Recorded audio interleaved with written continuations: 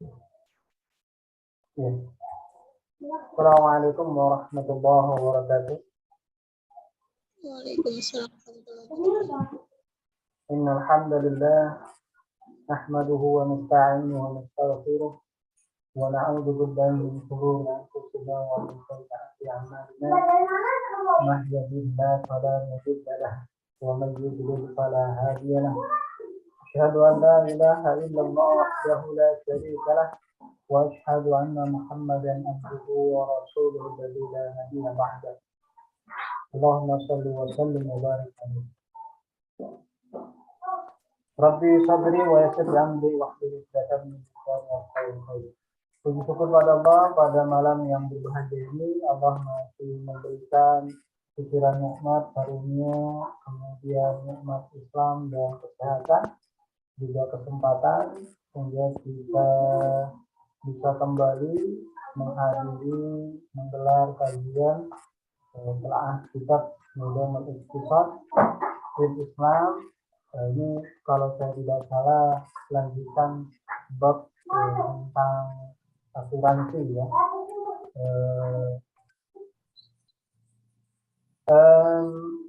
Alhamdulillah Ustadz Ari mungkin sudah berada di tengah-tengah kita. Insya Allah akan nanti kita dengarkan sama-sama.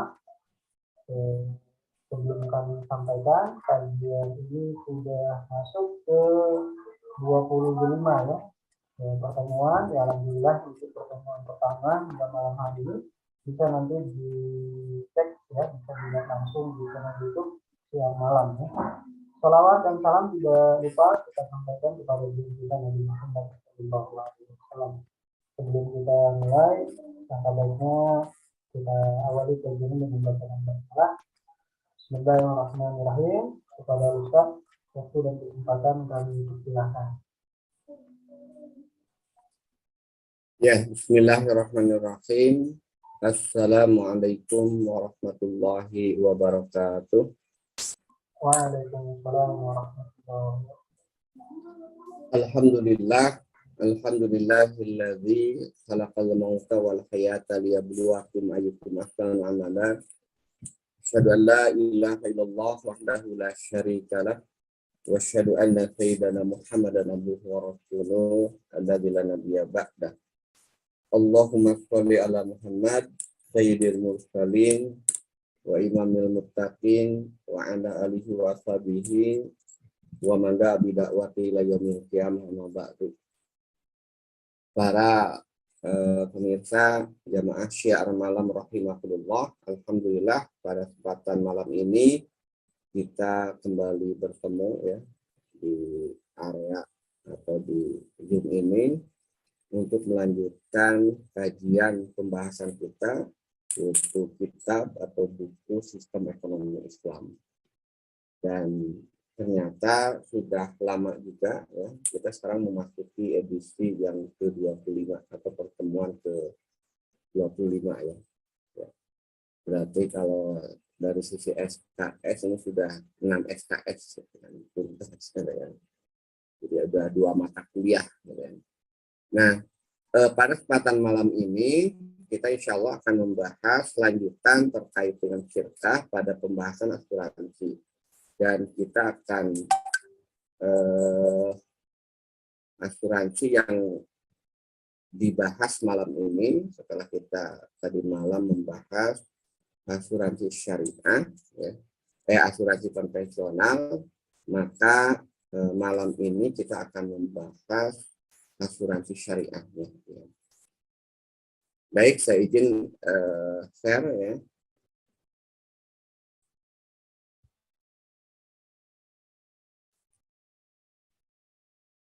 Jadi kemarin kita sudah membahas hukum-hukum yang terkait dengan asuransi konvensional. Nah, malam ini kita membahas yang terkait dengan kelihatan kan?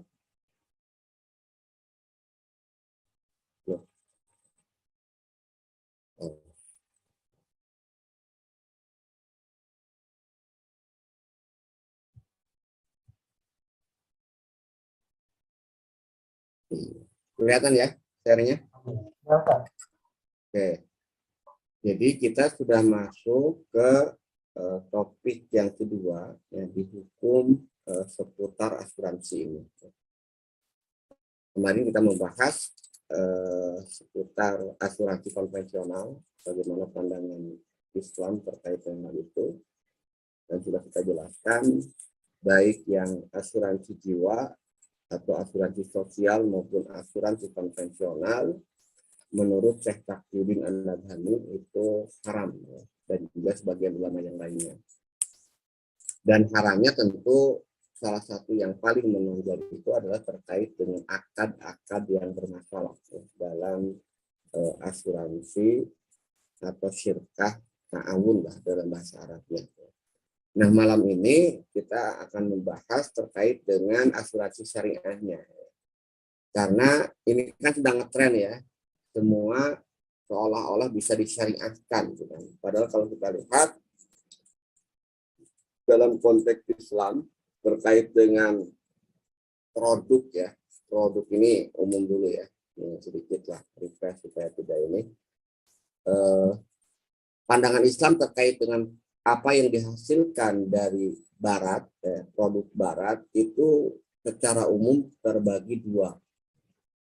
Yang pertama terkait dengan sains, teknologi, atau ilmu, yang itu sifatnya seperti yang pernah kita bahas itu netral. Ya. Artinya di situ sebenarnya bisa dimasuki nilai-nilai Islam atau diislamisasi ya. Karena apa? Karena memang ketika teknologi itu kemudian digunakan dalam konteks Barat, ya, kan?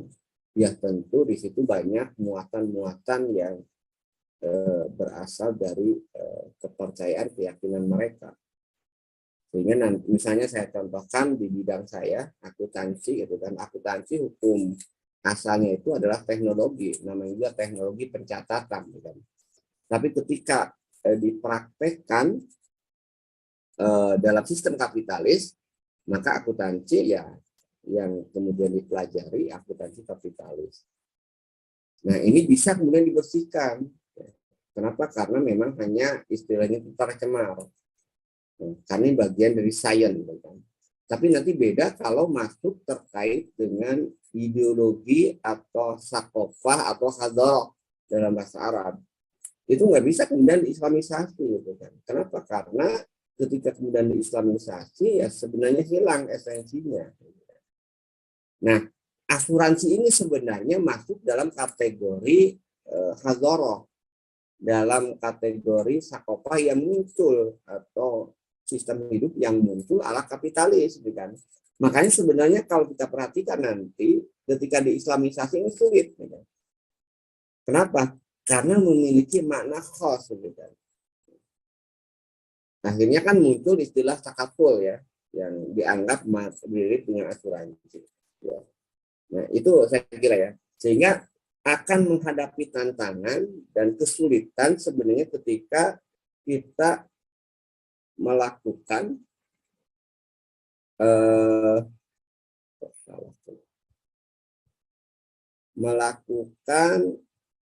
islamisasi tadi. Gitu. Kenapa?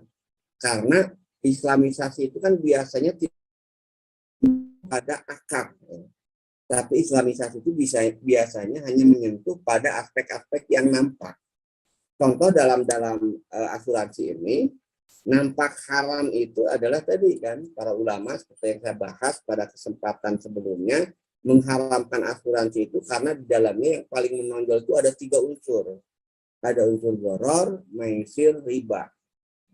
Nah, ketika kemudian yang menonjol dalam asuransi ini ada unsur gharar, maisir, riba, nah kemudian diislamisasi, ya. Maka dihilangkan unsur ghararnya, dihilangkan unsur ribanya, dihilangkan unsur judinya, maka jadilah takaful. Nah padahal seperti yang saya jelaskan kemarin, ada yang menyimpang dari asuransi ini dalam pandangan Islam, keharaman itu bukan hanya pada tataran maisir, gharar, dan riba, judi, gharar, dan riba, tapi juga pada problem-problem akadnya.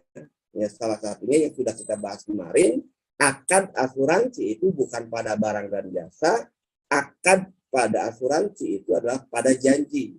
Sehingga dalam konteks transaksi bisnis itu tidak terpenuhi syarat-syarat objek akad. Kenapa? Karena objek akad dalam Islam itu harus bisa dimanfaatkan. Yang bisa dimanfaatkan ya jasa dan barang, gitu kan. Sementara asuransi dia bukan jasa, bukan juga barang. Kenapa? Karena dia tidak bisa dimanfaatkan secara langsung, karena bentuknya itu hanya sekedar janji. Janji untuk mengganti, janji untuk memberikan perlindungan. Bukan perlindungan itu sendiri, bukan juga penggantian itu sendiri, tapi janjinya yang menjadikan transaksi. Nah, inilah sebenarnya akar-akar masalah yang sangat mendasar, yang itu kemudian sulit untuk diislamisasikan. Makanya ketika dirubah menjadi takaful, nanti sebenarnya masih sama. Ada hal-hal yang itu bertentangan dengan Islam. Itu secara umum gambarannya ya. Mari kita lihat secara rinci bagaimana kritik atau pertentangan asuransi syariah ini dalam pandangan Islam secara detail, ya kan. Nah, kalau kita perhatikan apa sih yang akan kita bahas intinya ya, ini ada 5 poin lah ya. 5 poin. Pertama, pengertian asuransi syariah ya. Semua harus kita awali dengan pengertian, karena dari pengertian ini muncul nanti pemahaman ya kan. Kemudian yang kedua, dalil-dalil yang diklaim bahwa asuransi syariah itu kemudian boleh. Kemudian yang ketiga, akad-akad dalam asuransi syariah. Dan kemudian kita lihat nanti prakteknya, praktek umum asuransi syariah. Ya. Dan yang terakhir, analisis dan kritik. Kita lihat yang pertama, terkait dengan definisi asuransi syariah. Dari beberapa literatur bahasa Arab, ya, maupun juga dari organisasi-organisasi yang berhimpun di dalamnya para ekonom muslim, asuransi itu sering di bahasa Arab kan, atau menggunakan istilah Arab, literatur Arab, itu yang seperti yang saya jelaskan kemarin, ada at-ta'min, at-ta'awuni, gitu, atau takmin takafuli, atau takmin islami. Ini beberapa kitab yang membahas, memang cukup banyak, gitu kan, kitab-kitab yang membahas terkait dengan asuransi syariah ini. Ada karya Dr. Ali Muhyiddin Al-Farhudagi, gitu ya. Beliau menulis at-ta'min at-ta'awuni mahiyatuhu wa dawibatuhu wa mu'awitotuhu. Jadi asuransi takmin at-ta'awun ya. Apa itu? Ya. Termasuk juga dawabitnya serta mu'awitotuhu. Ya. Kemudian yang kedua ada kitab juga yang membahas ini, at-ta'min at-ta'awuni sama. Ya, sama saya kira. Nah, kemudian juga ada definisi. Nah, dari beberapa buku tersebut yang diramu oleh kemudian MUI, ya, itu kemudian mendefinisikan bahwa yang disebut dengan asuransi syariah, yang disebut dengan takmin tadomun, adalah usaha saling melindungi dan tolong menolong di antara sejumlah orang atau sejumlah pihak melalui investasi dalam bentuk aset dan atau tabaru yang memberikan pola pengembalian untuk menghadapi risiko tertentu melalui akad atau perikatan yang sesuai dengan syariah. Jadi kata kuncinya saya kira di sini ya, di sini ada kata-kata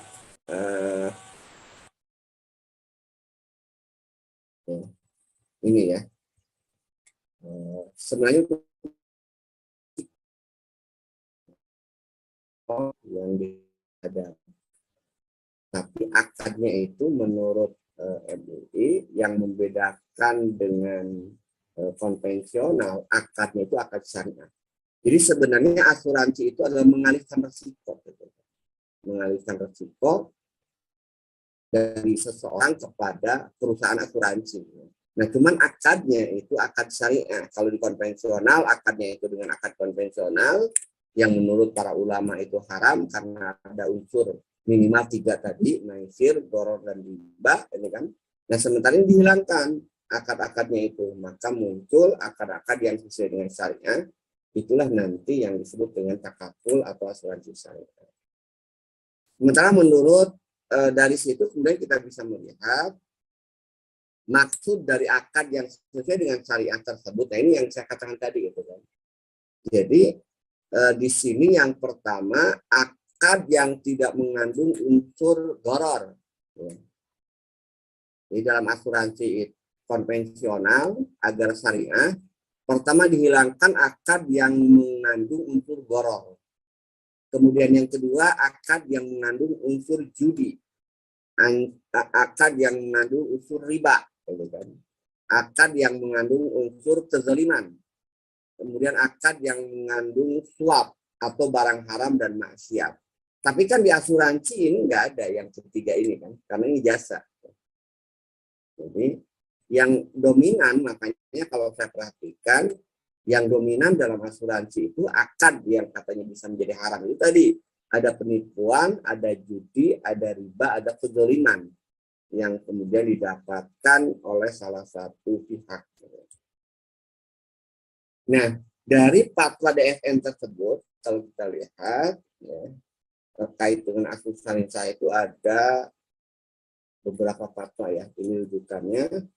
Pertama, fatwa umum ya, nomor 21 tentang pedoman umum asuransi syariah. Kemudian ada fatwa DFM nomor 51 tentang akad mudharabah musyarakah pada asuransi syariah. Kemudian juga ada fatwa DSN nomor 52 akad wakalah bil ujrah, dan yang berikutnya ada akad tabarut ya pada asuransi dan reasuransi. Ini menarik juga ya, kan. Jadi nanti dikenal juga reasuransi syariah, ya. Asuransi diasuransikan lagi. Jadi berlipat bukan masalahnya itu kan. Asuransi aja sudah bermasalah gitu kan. Walaupun syariah ini direasuransikan, diasuransikan kembali. Berarti bermasalahnya semakin bernumpuk gitu kan. Kenapa? Karena tadi ini kan gaya hidup kapitalis yang kemudian seolah-olah diislamisasi. Kenapa? Karena dalam Islam nggak ada, tidak mengenal gitu kan hal-hal seperti ini gitu kan. Oke. Ini fatwanya ya, ini bisa dilihat nanti definisi asuransi tadi di fatwa ini. Nah, kemudian dari organisasi internasional, yaitu Accounting and Auditing Organization for Islamic Financial Institution, itu mendefinisikan yang disebut dengan asuransi ya, atau takmin al-islami, wa ittifaqu asfasi yata'araduna al-akhtori muayyana. Sama saya kira, karena istilahnya itu kan MUI pun mengadopsi dari sini. Jadi artinya kalau kita lihat ini kita yang jadikan rujukannya. Jadi yang disebut dengan asuransi Islam itu kesepakatan sejumlah orang menghadapi risiko. Nah, ini kan kata kuncinya. Kenapa perlu ada asuransi? Karena ada risiko. Dengan tujuan untuk menghilangkan bahaya yang muncul dari risiko-risiko tersebut dengan cara membayar kontribusi yang didasarkan pada hibah. Jadi hibah yang dipaksakan, hibah yang diharuskan. Nanti kita lihat juga itu kan hibah tapi nanti kok diambil lagi ya. Nah, yang darinya terbentuk dana pertanggungan. Jadi nanti dari dana tabarut nanti kita jelaskan muncul dana pertanggungan yang mempunyai badan hukum sendiri dan tanggungan harta independen yang darinya akan berlangsung penggantian. Jadi dari dana tabaru ini nanti muncul kemudian dana penggantian kompensasi untuk apa? Untuk menghilangkan atau mengganti bahaya yang menimpa salah seorang peserta sebagai akibat terjadinya risiko yang telah ditanggung tadi. Ini definisi asuransi syariah menurut organisasi Islam. Yang lebih ringkas juga ada. Ya. Jadi asuransi Islam itu intinya adalah akad pertanggungan oleh sekelompok orang yang didasarkan akad itu setiap peserta membayar sejumlah harta atas dasar tabarut atau hibah untuk mengganti bahaya-bahaya mungkin menimpa pada siapa saja dari para peserta ketika terjadi risiko. Ini ada kata kuncinya di sini, mungkin menimpa. Kalau mungkin menimpa berarti ada kemungkinan tidak terjadi. Itu yang saya katakan tadi, asuransi ini sebenarnya akad pada janji. Kenapa? Kemungkinan bisa terjadi, kemungkinan tidak. Risiko yang kemudian disepakati tadi. Nah, berdasarkan definisi tersebut, kemudian kita telusuri dari beberapa kitab, dari beberapa fatwa MUI juga, apa sih yang menjadi landasan bahwa asuransi syariah itu halal, ya, menurut fatwa DSN ini. Ya. Asuransi syariah atau takaful itu halal. Ada beberapa dalil yang dikemukakan dari fatwa DSN maupun dari kitab-kitab yang tadi, ya, atau yang lainnya yang pernah saya baca. Yang pertama ini dalil umum, gitu kan. Dalil umum terkait dengan tolong menolong. Ya, kita lihat kan di dalam Al-Quran surat Al-Maidah, ta'awanu 'alal birri wat taqwa wa la ta'awanu 'alal itsmi wal udwan. Nah, ayat ini menandaskan bahwa boleh kita tolong menolong dalam kebaikan. Nah, ini kan sangat umum sebenarnya kan, kalau kita mau kritisi itu kan, ini kan dalil ini sangat umum sekali. Apakah tepat dalil ini kemudian digunakan untuk menghukumi asuransi yang mengkategorikan asuransi itu tolong menolong? Apakah betul tolong menolongnya itu tolong menolong dalam kebaikan? Jangan-jangan sebenarnya tolong menolong dalam kemaksiatan. Kenapa? Karena dalam pandangan Islam, maksiat dan kebaikan itu standarnya itu syariat, bukan berdasarkan perasaan atau menurut penilaian manusia. Itu yang pertama, ya, dalil yang dikemukakan oleh para ulama yang membolehkan atau menghalalkan asuransi syariah. Yang kedua adalah dalil tabaru, yaitu akad untuk kebajikan dan tolong menolong. Ya. Ini menganalogikan ke hibah. Jadi kalau analoginya sederhananya gini, itu kan, ada 10 orang, ya, seperti yang kemarin atau lebih, seperti yang disampaikan oleh Ustaz Azhar kemarin, di masyarakat, di kampung itu ada iuran, ya kan? Ada mengumpulkan uang, yang uang itu kemudian nanti akan diberikan kepada orang yang kena musibah. Nah, cuma dilegalkan, disistemasikan, ya kan. Kalau yang konvensional di masyarakat kan kerelaan, ya, relaan, istilahnya itu sukarela. Ada di masyarakat istilahnya itu beas perelek gitu kan. Kalau di Jawa Barat saya nggak tahu di Medan. Beas perelek itu dulu ya. Jadi setiap orang mengumpulkan ya beberapa butir beras gitu kan. Nah, dikumpulkan. Nah, nanti itu diberikan kepada orang yang membutuhkan. Gitu kan. Jadi masing-masing kemudian menghibahkan beras tersebut. Kemudian yang ketiga, dalil-dalil yang membolehkan mudharabah atau musyarakah. Kenapa? Karena nanti ya untuk menghindari riba dalam asuransi itu digunakan akad mudharabah dan musyarakah. Karena menggunakan akad mudharabah dan musyarakah berarti ini juga menjadi dalil tentang kebolehan asuransi yang di dalamnya ada mudharabah dan musyarakah. Kemudian ada dalil-dalil ijarah ya atau wakalah bil ujroh, nanti kita jelaskan di mana kemudian letak wakalah bil ujrohnya, gitu kan, yang diakadkan dalam asuransi syariah. Kemudian yang kelima, dalil membolehkan takwid, pemberian kompensasi, yaitu hadis la diroro wa la diroro. Itu menurut mereka.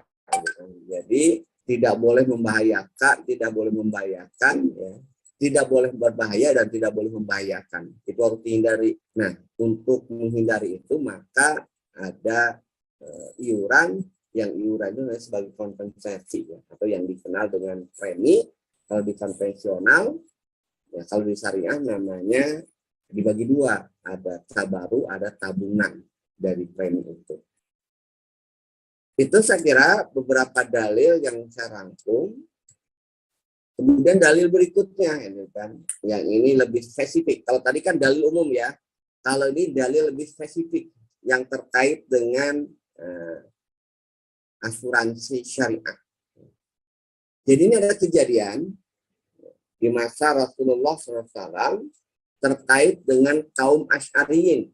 Ini lebih spesifik. Kalau tadi umum ya, ta'awanu, kemudian syirkah, mudharabah, musyarakah itu umum. Nah, ini lebih spesifik terkait dengan takafulinya, saling menanggungnya, gitu kan. Jadi diriwayatkan ya dalam salah satu hadis ya, Bukhari Muslim ya, itu diriwayatkan innal asy'ariyina idza armalu fil ghadli Al qalla ta'amu iyalihim bil Madinah jama'u makana indahum fi thawbi wahidin sumak tasamuhu bainahum fi ina'i wahidin bisawiyatin fahum minni wa ana minhum. Jadi Rasulullah SAW bersabda ya, bahwa kaum al-Asy'ariyun jika mereka kehabisan bekal di dalam peperangan atau makanan keluarga mereka di Madinah menipis, maka mereka mengumpulkan apa yang mereka miliki di dalam satu lembar kain. Kemudian mereka bagi rata di antara mereka dalam satu wadah, maka mereka itu bagian dariku dan aku adalah bagian dari mereka. Sederhananya gini, kan? Misalnya di kampung itu ada komunitas, ya, semua mengumpulkan. Jadi di kampung itu kemudian seperti yang mungkin contohkan Ustaz Ajar kemarin ditanyakan, jadi mengumpulkan semua makanan yang ada, ya. Mungkin yang punya sisa makanan 1 kilo, kalau kurma misalnya, ada yang setengah kilo, ada yang 3 kilo di masing-masing rumahnya. Kemudian dikumpulkan menjadi satu, gitu kan. Nah, kemudian setelah itu dibagi rata. Sehingga dengan dibagi rata tadi, mungkin orang yang tadinya tidak punya, ya, itu menjadi kebagian, ya kan? Karena menjadi pertanggungan bersama, gitu kan. Misalnya ada keluarga itu ada 100 orang, 10 orang itu yang miskin, sama sekali sudah habis itu kan, maka dia bisa nanti dapat kebagian kan, karena nanti dari 100 orang itu ya yang masih tersisa ya kan, makanannya dikumpulkan kemudian bagi rata. Ini yang nanti kita lihat, ini yang sering dijadikan dalil bahwa asuransi itu boleh seperti ini gitu kan.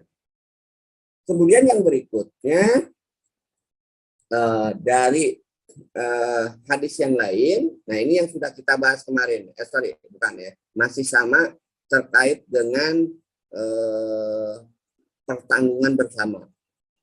Jadi hadis yang diriwayatkan oleh Imam Bukhari ya, bahwa Rasulullah pernah mengutus Abu Ubaidah bin Jarrah bersama 300 pasukan. Kemudian di pertengahan jalan mereka kehabisan bekal, lalu Abu Ubaidah memerintahkan pasukan mengumpulkan semua bekal makanan. Lalu mereka memakannya sedikit demi sedikit sampai habis. Nah ini kan. Jadi dikumpulkan bersama, kemudian saling dibagi rata. Sampailah mereka di tepi laut dan melihat seekor ikan besar seperti bukit, lalu mereka memakan ikan itu selama 18 malam. Nah, kata kuncinya yang dijadikan dalil bahwa asuransi itu boleh, ini adalah mengumpulkan makanan secara bersama-sama, bekal mereka. Gitu kan. Jadi bekal dikumpulkan, kemudian mereka bagi-bagi. Itu dalil yang kedua, spesifik terkait dengan hadis Abu Ubaidah bin Jarrah. Kemudian berikutnya, dalil yang juga sering digunakan ya, dalam konteks asuransi syariah ini ya, terkait dengan akad-akad yang digunakannya, kebolehan akad-akad yang digunakan.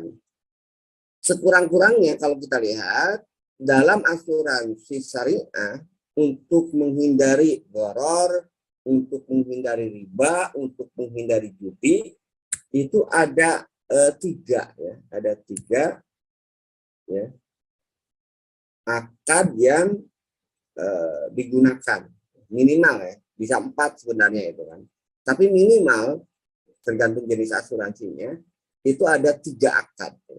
Yang pertama akad hibah tabaruk itu kan, di antara sesama pemegang polis peserta asuransi, di mana peserta memberikan hibah yang akan digunakan untuk menolong peserta lain ketika peserta tersebut kena musibah. Sederhananya gini kan. Jadi dalam asuransi syariah nanti premi yang dibayarkan oleh nasabah itu dibagi 2. Jadi saya lebih contoh gini ya. Ini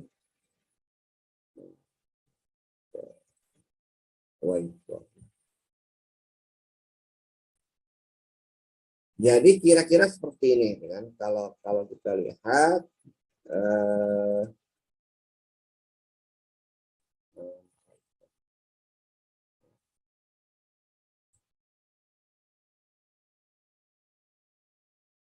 Jadi ada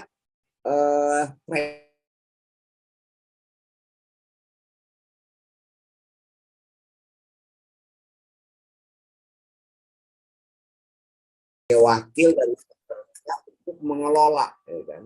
Mengelola dana tabaruk tersebut.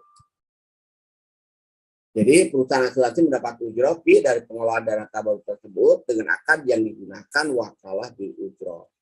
Peserta akan mendapat dana pertanggungan dari dana tabaruk tersebut sesuai dengan ketentuan yang ada.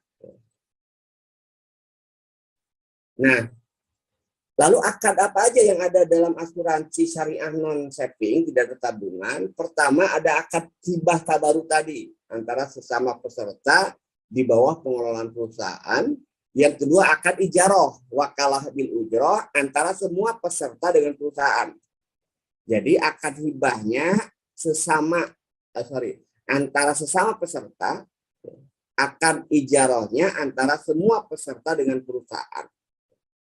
Itu dua akad. Ini catatan, memang terdapat khilafiyah di kalangan para fuqaha apakah hibah itu masuk akad atau bukan. Jika dipahami sebagai akad berarti harus ada dua pihak dengan ijab dan qabul. Jika tidak pahami bukan akad, tasarruf min jihad wahidah, pengelolaan harta dari satu pihak saja berarti cukup ada ijab, tidak perlu ada qabul. Ini kalau hibah tadi. Baik, ini gambarannya ya. Kalau yang asuransi ya, non saving gitu kan. Jadi ini partisipan peserta. Nah, kemudian premi ini mereka sebut ya, dalam syariah itu dana tabaruk. Ini dana tabaruk. Misalnya sederhananya itu ini asuransi kecelakaan yang paling mudah ya. Bapak Ibu kan sering melihat beli tiket pesawat, kalau naik pesawat itu lumayan tuh kalau meninggal itu 1 M itu dapatnya. Itu bukan hadiah, itu sebenarnya itu masuk dalam kategori asuransi.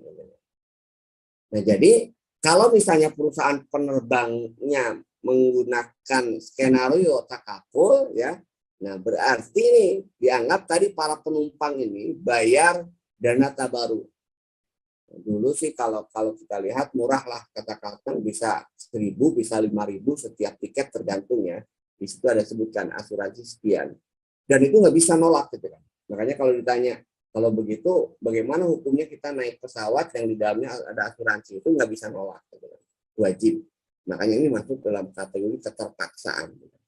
Nah, masuk tabaruk, dana tabaruk semuanya gitu kan. Nah, dana yang terkumpul ini gitu kan, itu kemudian disimpan siapa yang menyimpan? Perusahaan asuransi. Nah, oleh perusahaan asuransi ya, dana ini itu bisa diinvestasikan. Nah, karena diinvestasikan dengan sistem mudharabah, nah ini maka berlaku akad mudharabah di sini kan. Nah, akad mudharabah maka oleh perusahaan asuransi dari hasil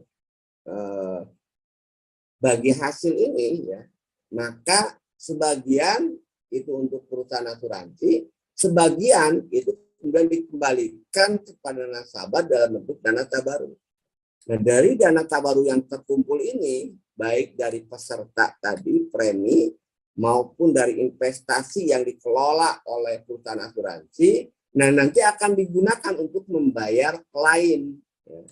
Membayar klaim kalau ada kejadian yang terjadi sesuai dengan pertanggungan asuransi. Jadi dana klaim itu, dana santunan itu dalam teorinya itu berasal dari dana tabaruk ini plus profit yang dihasilkan dari penggunaan dana tabaruk oleh perusahaan asuransi. Itu kalau yang non saving gitu kan. Jadi, nah ini yang tadi kan di antara para peserta ini akadnya hibah. Itu yang saya katakan tadi kan. Ini hibah akadnya. Nah, kemudian antara perusahaan asuransi dengan investor Ya, itu mudharabah, ya, dengan menghasilkan profit yang nanti dibagi oleh perusahaan sebagian itu untuk menambah dana tabaruk. Itu contohnya. Kemudian yang kedua, asuransi dengan saving. Apa yang membedakannya dengan jenis yang pertama? Kalau dengan saving, setiap premi yang dibayar itu ada dua unsur. Unsur pertama tabungan, unsur yang kedua tabaruknya. Itu yang sudah saya contohkan tadi di awal itu kan di whiteboard itu kan. Jadi ada dana tabaru, ada dana investasi yang biasanya ini lebih besar dari dana tabaru. Tadi contohnya itu kan, premi 100.000, 15.000 untuk dana tabaru, 85.000-nya tabungan atau investasi. Nah, dana tabaru sama dikelola oleh perusahaan asuransi dengan akad ijarah, wakalah bil ujroh. Perusahaan asuransi mendapat ujroh fee dari akad wakalah bil ujroh tersebut. Peserta akan mendapat dana pertanggungan, ya, dari dana tabaru sesuai dengan ketentuan. Dana investasi dikelola perusahaan asuransi dengan menggunakan akad mudharabah musyarakah dengan perusahaan lain. Nah, kemudian perusahaan asuransi mendapat bagi hasil dari investasi tersebut, ya, yang nanti akan dikembalikan kepada peserta juga sebagian. Nah, dalam asuransi saving itu terdapat 3 akad. Ya. Ada 3 akad. Akad yang pertama adalah hibah, saya kira sama tadi sudah dijelaskan. Akad yang kedua ijarah atau wakalah bil ujroh. Akad yang ketiga mudharabah atau musyarakah. Nah, ini gambarannya ya, kalau menggunakan asuransi dengan mekanisme ada tabungannya. Jadi kalau kita lihat ini ya, jadi premi yang dibayarkan oleh para peserta itu dikelompokkan menjadi 2. Kalau yang tadi hanya 1 tabaru aja, dana tabaru. Nah, ini enggak, ada dana tabaru, ada kemudian saving atau investasi. Nah, saving ini kemudian dikelola oleh perusahaan asuransi sama saya kira dengan akad mudharabah misalnya, kemudian didapatkan profit. Nah, profit ini, nah ini beda ya kan, karena ini adalah dana dari tabungan, dana investasi, maka perusahaan asuransi mengelola akadnya itu bagi hasil. Nah, ini ya bagi hasil ya. Nah, berarti ini para pemodal, yang punya bayar premi ya, itu saibul mal. Nah, perusahaan asuransi pengelola. Nah, nanti lucu lagi gitu kan, perusahaan asuransi kan enggak sendiri gitu kan, enggak dikelola, maka dia akadkan lagi gitu kan, bisa bentuknya reasuransi atau diinvestasikan dalam bentuk mudharabah syirkah pada sektor real. Nah, misalnya ada ini PTX-nya, nah, ini pengelola dananya gitu kan. Nah, kita lihat di sini ada 2 akad gitu kan. Yang pertama tadi akad musyarakah antara penabung dengan perusahaan. Yang kedua itu akad musyarakah syirkah antara perusahaan asuransi dengan pengguna dananya. Atau kalau di retakapul berarti ke perusahaan retakapul. Nah, hasilnya karena menggunakan akad mudharabah ada profit kan, profit sharing, di mana profit sharing ini sebagian hak perusahaan asuransi sebagai pengelola, sebagian juga hak para penabung ya, karena posisinya sebagai wahibul mal, dan juga ada disisihkan untuk menambah dana tabaru. Jadi kalau kita lihat, kalau menggunakan asuransi dengan menggunakan mekanisme tabungan, itu dana tabarunya itu ya, sama sebenarnya sebagian dari premi yang disisihkan, sebagian lagi dari profit sharing yang didapatkan. Nah, nanti ketika peserta mengalami kejadian yang menjadi tanggungan perusahaan asuransi, maka dia akan mengklaim. Nah, klaim ini didapatkan dari dana tabaruk tadi. Itu fakta ya, fakta yang dengan saving tadi ya. Nah, karena itu kalau kita lihat asuransi syariah dengan saving ini sebenarnya perusahaan asuransi itu bertindak sebagai mudharib sekaligus saibul mal. Itu yang saya katakan tadi. Ada peran ganda itu kan dari perusahaan asuransi. Ya dia sebagai mudhorib dan juga sebagai ghaibul mal. Kenapa? Karena perusahaan asuransi tidak mengelola secara langsung, tetapi dia menginvestasikannya di bisnis real yang dikelola oleh perusahaan lain.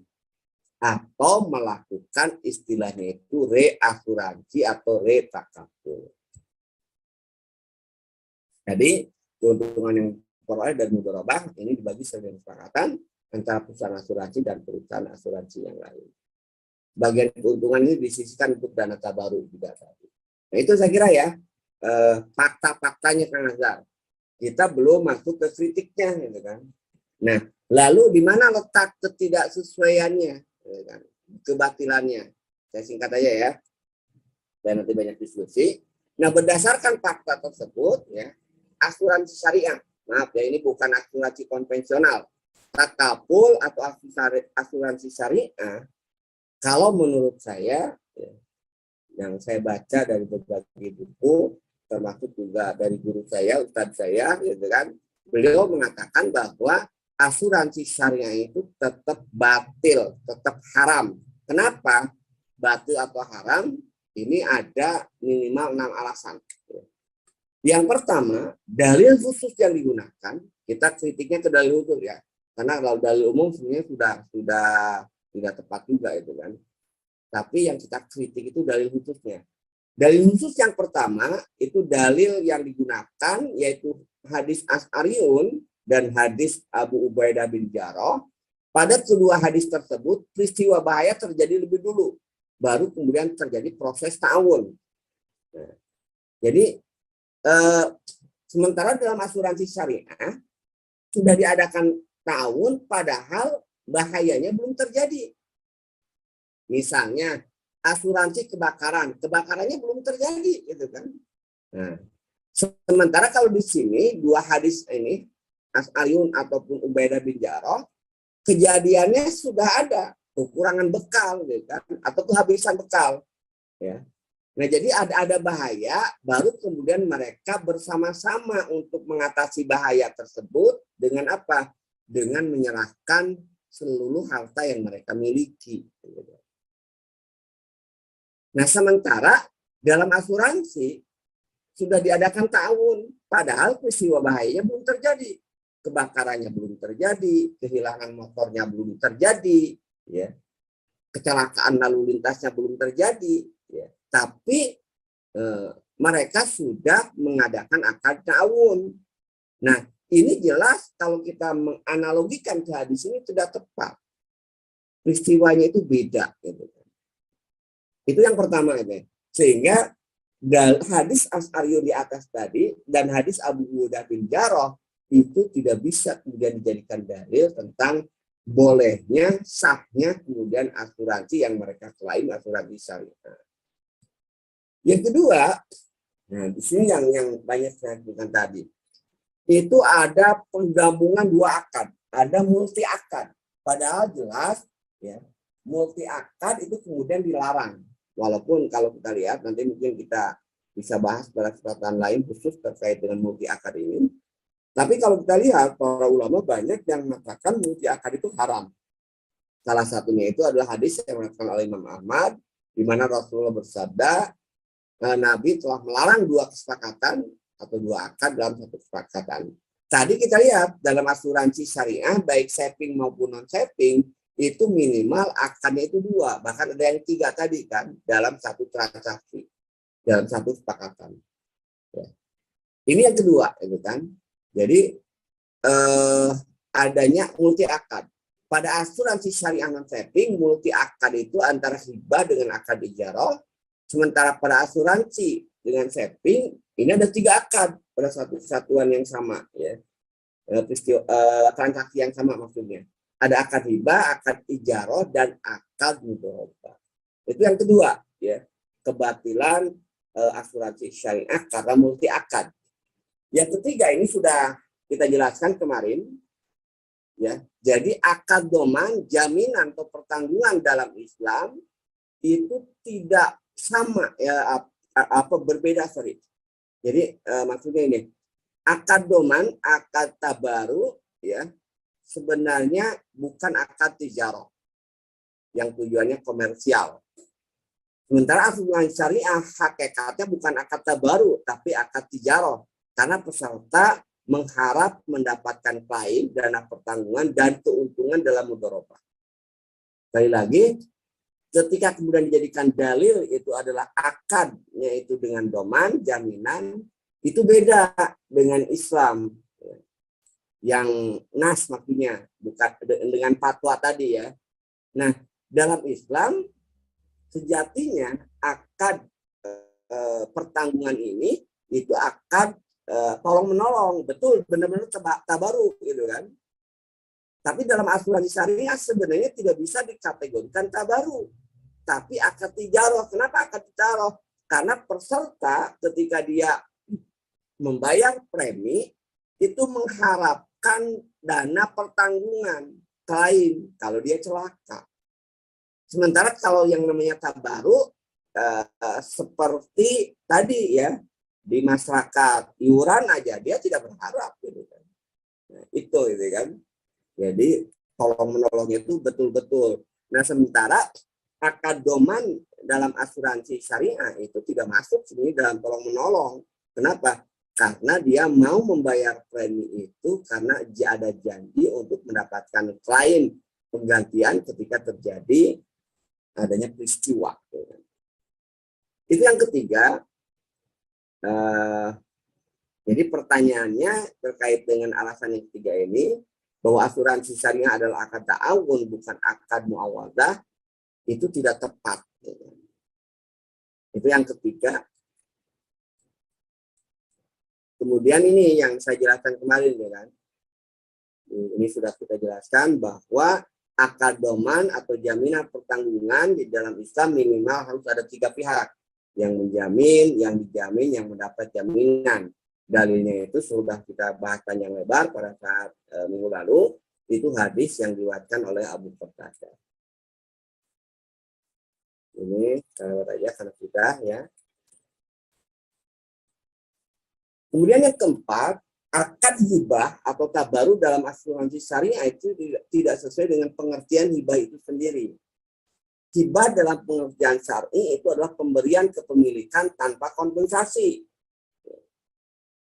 Nah, sementara dalam asuransi syariah, peserta asuransi memberikan dana hibah dalam bentuk dana tabaruk tadi, tapi mengharap mendapatkan kompensasi, bukan tidak berharap. Jadi sebenarnya asuransi syariah itu bukan akad hibah, ya, tapi akad investasi yang mengharapkan adanya keuntungan, walaupun dari dana tabaruk. Itu ya. Kemudian yang kelima, hibah atau tabaru yang diberikan peserta dalam asuransi akan kembali kepada peserta jika terjadi risiko, ditambah dengan hibah dari peserta lainnya. Ini masuk dalam kategori yang diharamkan menurut Ustadz Yahya Abdul Rahman dalam tinjauan asuransi dalam tinjauan syariah. Haram kenapa? Karena mengambil kembali hibah yang telah diberikan itu hukumnya haram, yang didasarkan pada hadis Rasulullah, al-aidu fi hibatihi kal kalbi ya'udu fi qai'ihi. Orang yang menarik kembali hibahnya itu sama dengan anjing yang menjilat kembali muntahannya. Itu yang kelima, batilnya asuransi syariah atau takaful. Yang terakhir, ketika mereka mengklaim bahwa asuransi syariah itu menghilangkan goror, faktanya itu ada juga gorornya. Apa gorornya? Pertama, peserta asuransi tidak tahu dengan jelas apakah betul dalam akad investasi perusahaan tersebut, investasi perusahaan asuransi itu sebagai pengelola, ataukah sebagai pengelola sekaligus pemodal ketika perusahaan melempar dana ke pihak ketiga. Ini kan nggak tahu ya. Apakah murni itu kan dana yang digelontorkan, dana yang diinvestasikan itu dana nasabah, atau ada perusahaan dia. Kemudian juga peserta tidak tahu dengan jelas kemana perusahaan asuransi akan menginvestasikan dana yang ada ke bank konvensional atau bank syariah. Nah, berarti di sini juga ada unsur gharar. Dan kita lihat bahwa ketika di sini ada gharar, termasuk ini ghararnya itu kan, spekulasi juga. Misalnya dari dana tabaruat tadi, tiba-tiba yang celaka itu banyak. Nah, ketika yang celaka itu banyak, yang harus mendapatkan kompensasi, itu nggak mungkin dana dari tabarut. Dan ketika kemudian semuanya, karena tabarut itu terbatas, kan? Ketika kemudian semua kejadian yang di klausal dalam asuransi itu menimpa para anggotanya, katakanlah setengahnya aja kena musibah, nah berarti sudah bisa dipastikan itu tidak akan tercover semua klaim. Dan ini juga menurut saya sama kategorinya itu adalah gharar tadi. Nah, itu saya kira ya dari penjelasan tadi jelas bahwa dalil yang terkuat ya kalau kita bicara terkait dengan takaful ini ya, adalah yang masih tetap mengharamkan dengan alasan 6 tadi. Pertentangannya, penyimpangannya takaful asuransi syariah dari prinsip syariah yang tepat.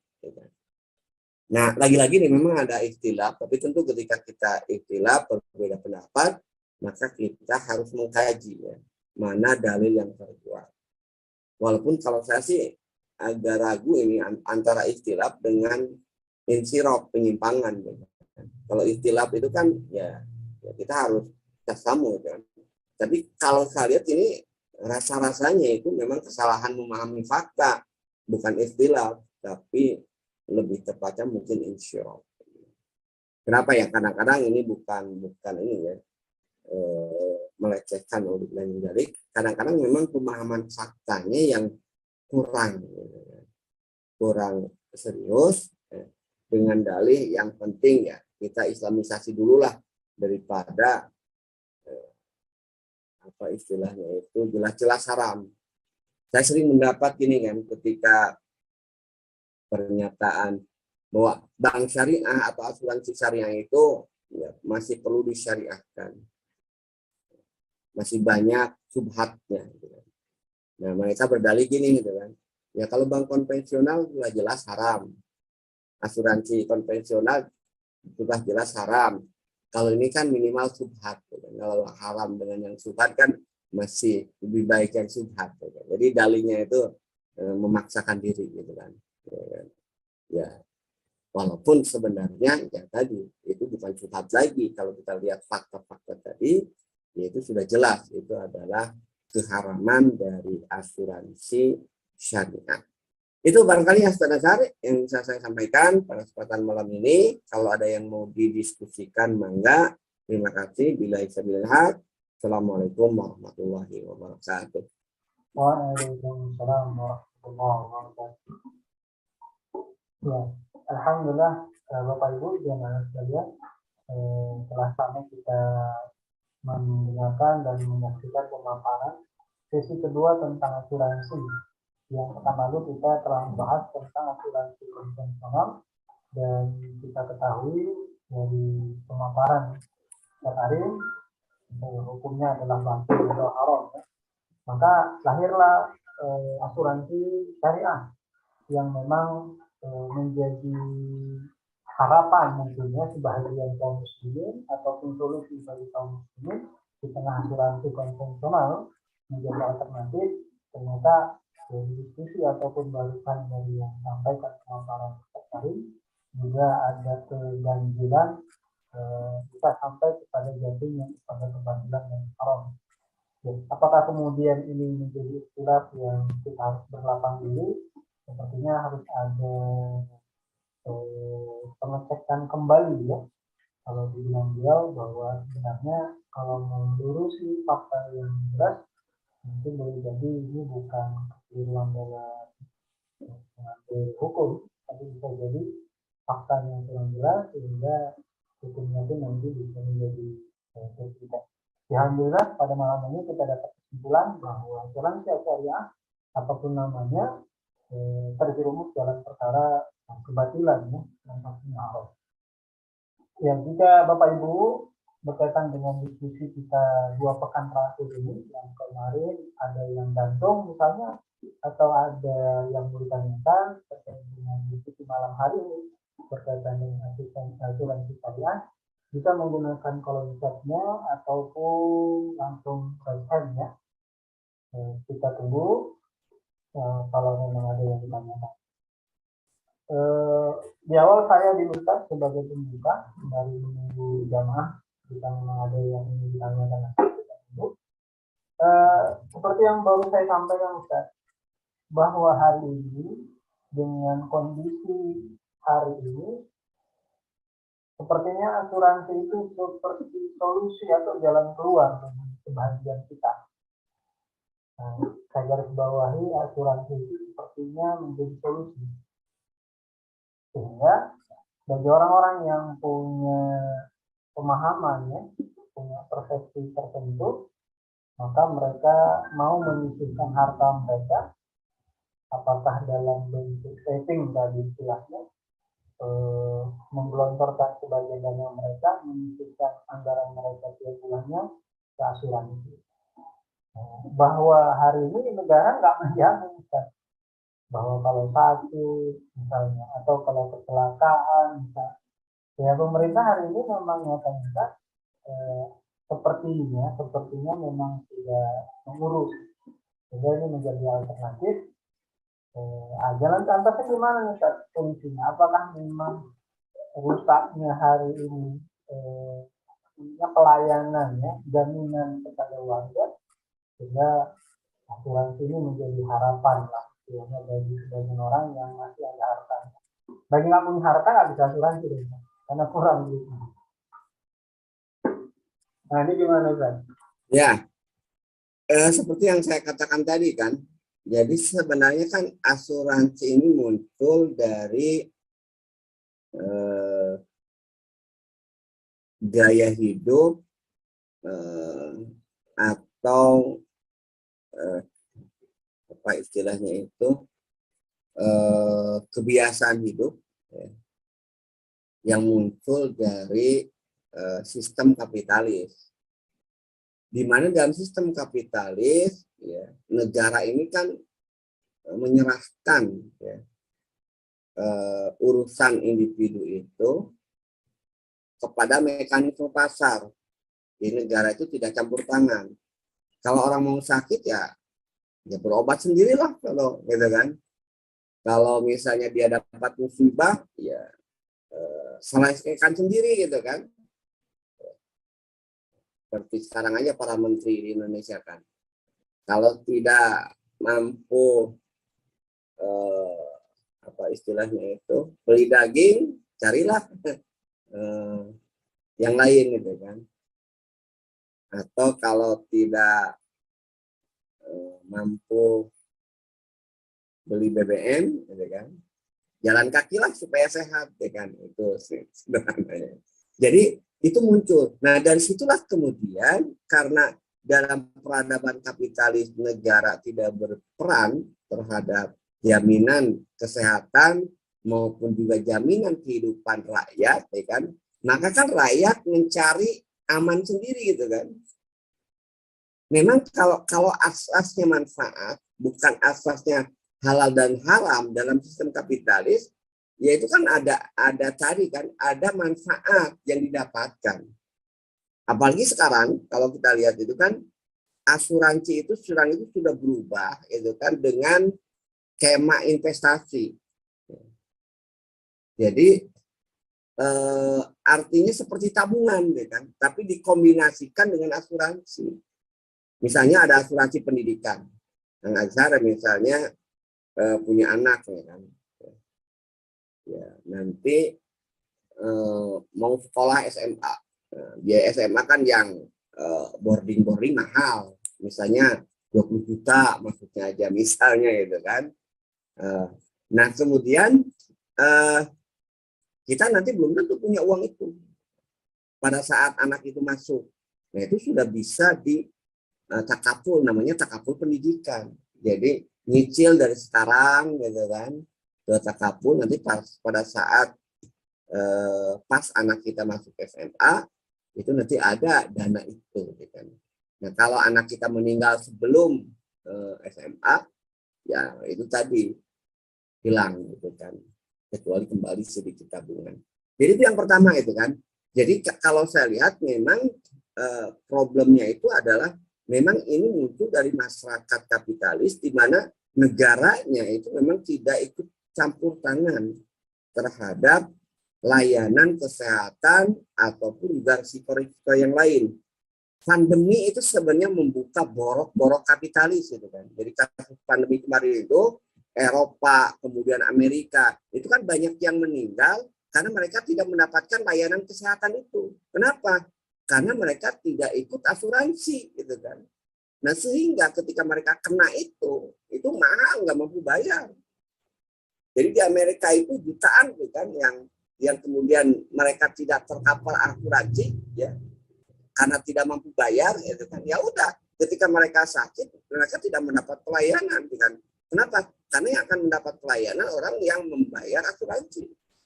Makanya kalau nanti Kang Ajar misalnya ke luar negeri, itu harus ada jaminan. Misalnya kalau ke Australia, ke Amerika, itu harus ada dana untuk asuransi itu. Ya, ikut deh kan. Kenapa? Karena kalau sakit negaranya nggak mau memberikan fasilitas di sana itu. Jadi harus bawa sendiri. Gitu.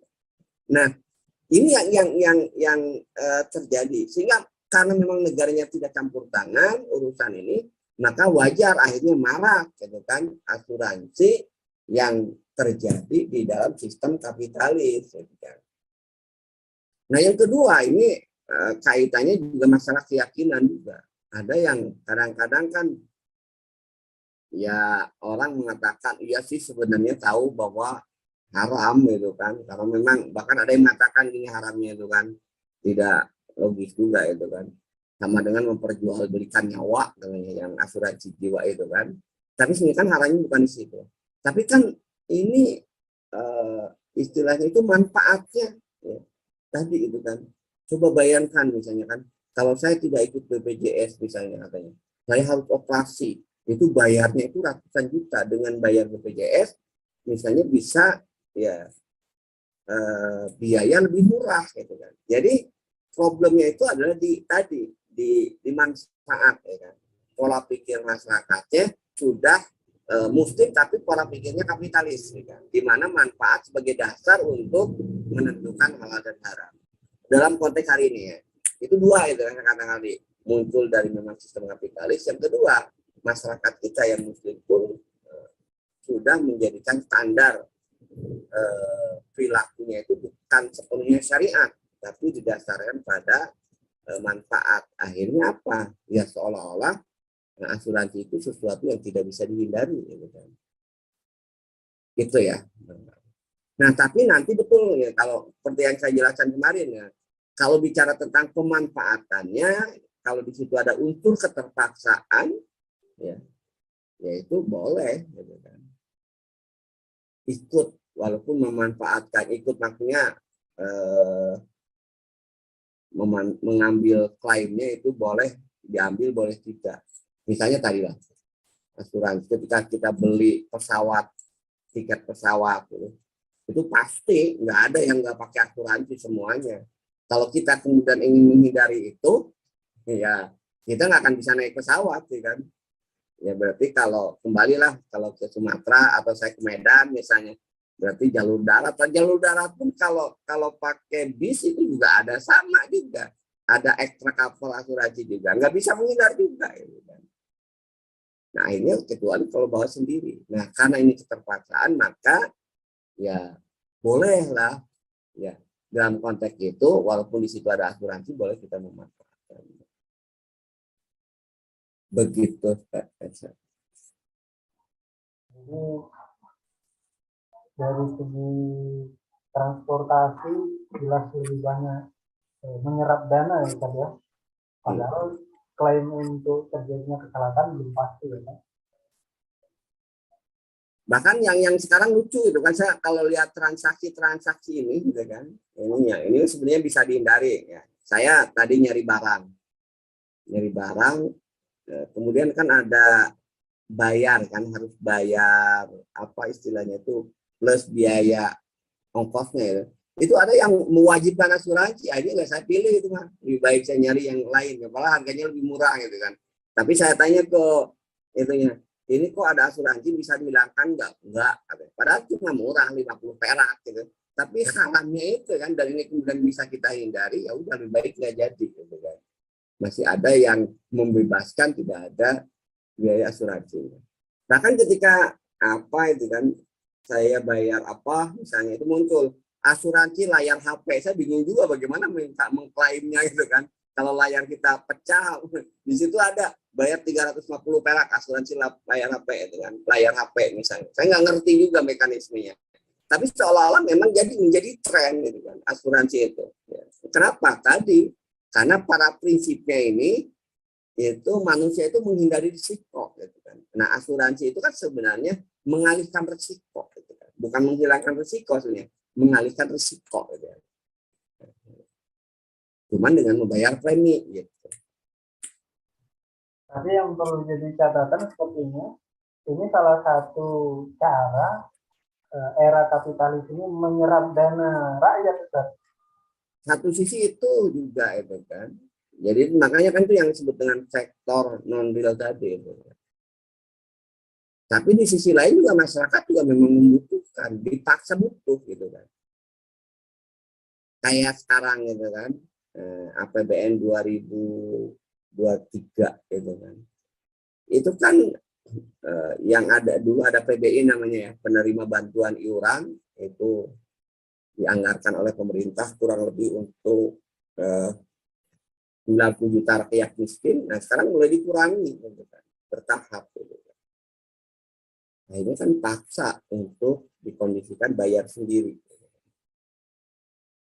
Orang miskin pun. Ya. Jadi sepertinya asuransi ini tetap akan subur selama kapitalis masih ada di sini.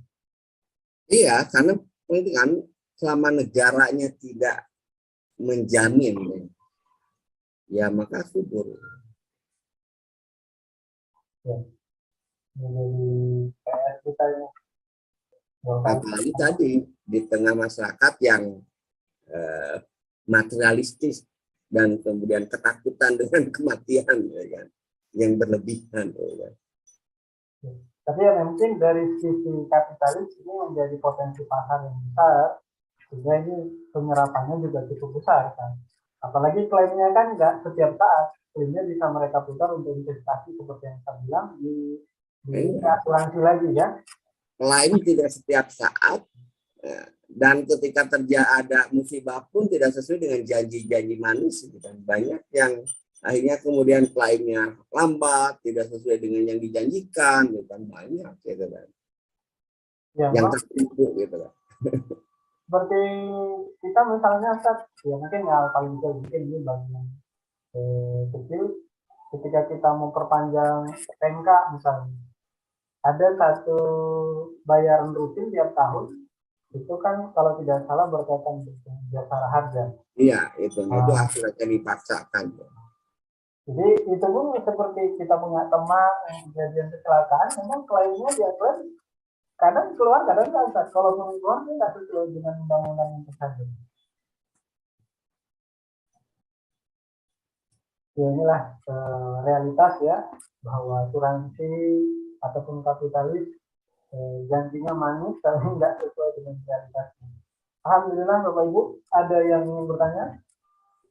Kalau tidak ada, sepertinya kita cukupkan lagi, Pak. Ya, baik. Kira-kira untuk malam ini ada penutup, Pak, sebelum kita akhiri kajian ini? Ya, baik. Kita sudah membahas tuntas, saya kira, ya, walaupun global ya, hanya umum aja terkait dengan takaful asuransi dan takaful asuransi dalam perspektif kapitalis, takaful yang disebut dengan asuransi syariah. Dan kedua-duanya kalau didasarkan kepada pendapat yang sahih, yang rajih, ya keduanya tetap sama hukumnya, ya haram. Ya. Dan kita untuk ya sebagai seorang muslim yang terikat dengan hukum syara, kalau pada perkara-perkara yang bisa kita hindari, ya kita harus hindari gitu kan. baik asuransi umum, asuransi syariah, apalagi asuransi umum gitu, yang konvensional. Kenapa? Karena kalau kita bisa menghindari pada perkara yang bisa kita hindari dan tetap kita lakukan, ya di situ ada dosa yang akan diminta pertanggungjawaban di hadapan Allah. Itu barangkali ya yang saya sampaikan. Insya Allah kita masuk ke minggu depan pembahasan terkait dengan pengembangan harta yang dilarang. Nanti kita akan lebih jelas membahas ya. Tadi kan dalam konteks asuransi ada judi. Apa sih sebenarnya yang disebut dengan judi, mengundi, dan juga hal-hal yang lain. Itu barangkali ya.